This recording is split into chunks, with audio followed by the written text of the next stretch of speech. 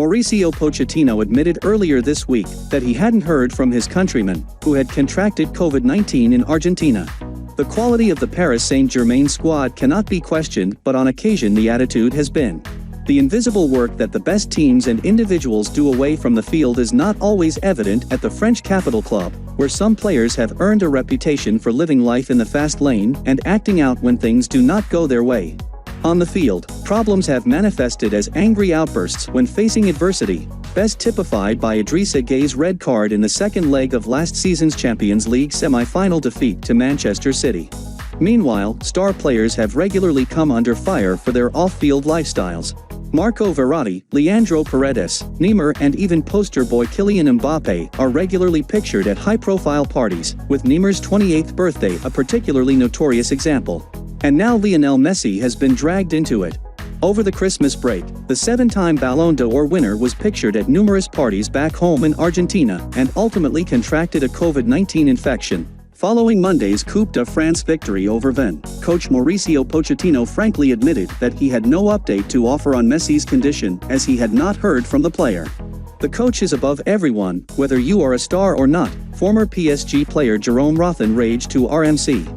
Through his words, he admits he doesn't know where Messi is. It simply means that Messi didn't answer his phone to speak with Pochettino. I find that shocking from Messi. The coach must do as he wants. Neymar, in particular, has become a target of criticism because of his regular forays to nightclubs. A string of long-term injury problems have not helped the Brazilian's cause, while his lamentable form this season has left him vulnerable to such attacks. Presently convalescing from his latest setback, an injury sustained against Saint-Étienne in November, he was given extra time off over the Christmas break in his homeland. While an ultra-professional figure like Cristiano Ronaldo, who famously only drinks water, might have used the time to recover, Neymar took to Instagram to show the world just how good a time he was having. PSG's problem is that such an attitude is endemic among their squad. This persistent undermining of Pochettino, Rothen believes, extends from throughout the playing staff. If you don't respect your coach, you can't get to where you want to go, he lamented. PSG suffers greatly from this in recent years. Messi, as a new arrival, is not the source of these problems, which has been seen but ignored by those above the parade of coaches who have tried and failed to win the Champions League for the Parc des Princes side.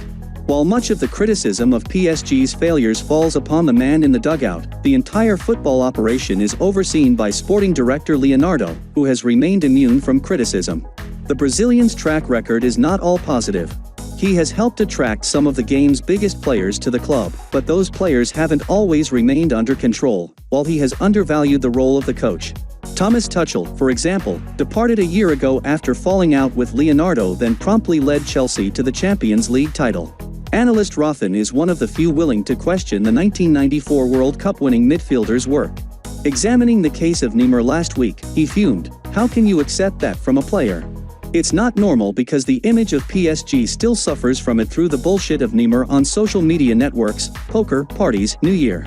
You say you're the sporting director of one of the biggest clubs in Europe and you want to win the Champions League. You've got the resources, no problem. But go to Germany or go to England and see how he'd go there." The odds are increasingly being stacked against Pochettino, whose ability to direct the squad appears to grow thinner with each superstar arrival. Messi's signing in the summer should have been a blessing for Pochettino, but it hasn't always been plain sailing. He, like Neymar, has too big a profile and too much support from above to be dropped, despite only one League One goal since his arrival. PSG may perform like a big team in the transfer market, but until these internal problems are sorted out, that dream of winning the Champions League may well remain just that.